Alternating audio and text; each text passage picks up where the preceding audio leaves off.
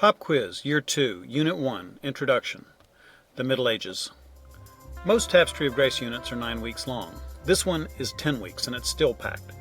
Back in Year 1, when we studied ancient Egypt, we could cover a millennium a week because things didn't happen all that quickly. The pace is picking up now, though. We're going to cover 1,000 dynamic years over the next 10 weeks.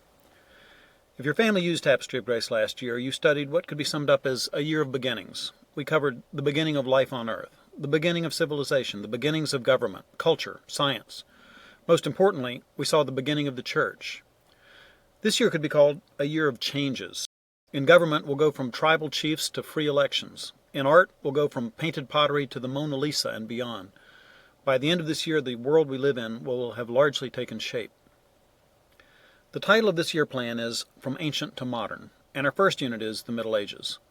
We date this period from the division of the Roman Empire in AD 395 to the Protestant Reformation, which began when Martin Luther nailed his 95 Theses to the door of the cathedral in Wittenberg on October 31st, 1517. That's 1,122 years between the ancient world of Rome and the early modern world. It's important to remember that the people who lived through all these years didn't think of themselves as being between things, or in the Middle Ages. Historians are always looking back on what came before to figure out how to live in the present. The people in the Middle Ages weren't historians in that sense. They were living in the present, mostly, just trying to figure out how to make it from one day to the next. The first few centuries were rough. When Rome fell, some parts of Western Europe went from central heating and indoor plumbing to near savagery. In other parts of Europe, however, there really wasn't much of a difference between the period under Roman rule and the so-called Dark Ages that followed. Quite a bit of classical culture survived the immediate fall of Rome, but the cultural trend for the next few centuries was generally down. We'll pick up the thread of history with Constantine the Great, the first Christian emperor of Rome, who moved his capital from Old Rome to Byzantium, which he renamed Constantinople. The Byzantine Empire that centered on Constantinople kept a semblance of Roman culture alive in the Near East until the 1400s. Things got complicated when Muhammad began to preach the new religion of Islam in nearby Arabia. Baghdad became a new center of culture. Founded in AD 762, it soon grew into a city of 1 million people, with libraries where scholars translated classical Greek and Roman works into Arabic. Muslim warriors marched across North Africa, over the narrow straits of Gibraltar and into Spain, carving out a new empire that would threaten Christian Europe for centuries. The Muslim advance into Western Europe was blocked in France by Charles the Hammer, Charles Martel. He was the grandfather of Charles the Great, Charlemagne, who built a strong kingdom in Gaul, France nowadays, and was crowned emperor of a new Holy Roman Empire by the Pope in Rome in AD 800.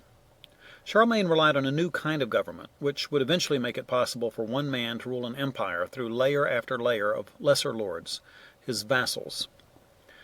Europe needed an effective form of government. It was under assault. Wave after wave of ferocious Vikings came out of the north to pillage. Over time, some of them settled down in the lands they had been looting. Within a few generations, the Northmen who settled Normandy, northern France, crossed the English Channel into England under their leader, William the Conqueror. William parceled out the land he conquered to his knights, establishing a feudal system.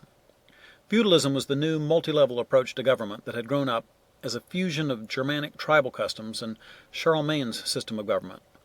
Warriors were arranged in a hierarchy of military and personal relationships that both defined society and protected Western civilization from the Vikings and other marauders that threatened society.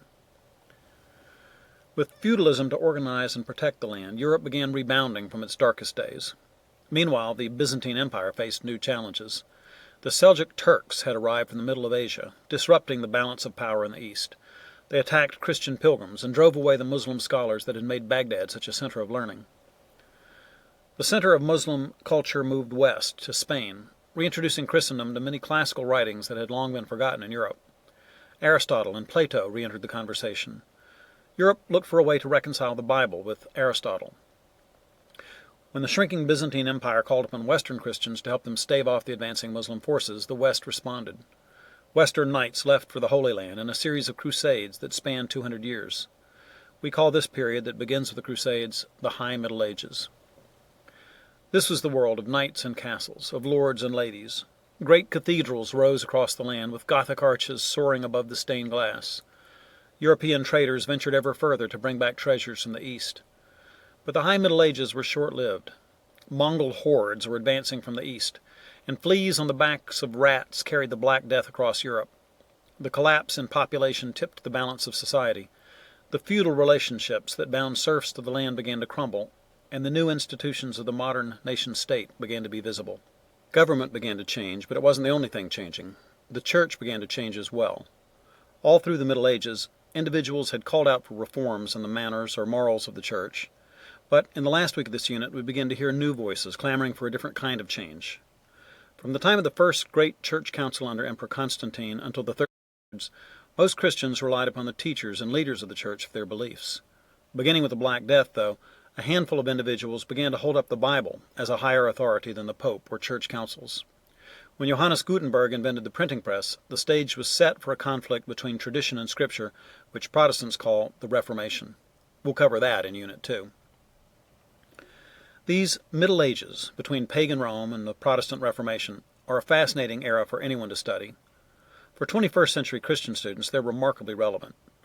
Will our era of secular progress last any longer than the Roman Empire or the High Middle Ages? We believe that Christ will come again, but we don't know when. What if he tarries? Will Europe become Muslim in the next century? Will America be Christian or pagan 100 years from now? How much would it take to knock our high-speed, plugged-in, wired-together world into barbarism? We want our children to be ready for whatever God has for them, no matter what that may be. By reviewing God's faithfulness to his people in the past, we can prepare them for their future.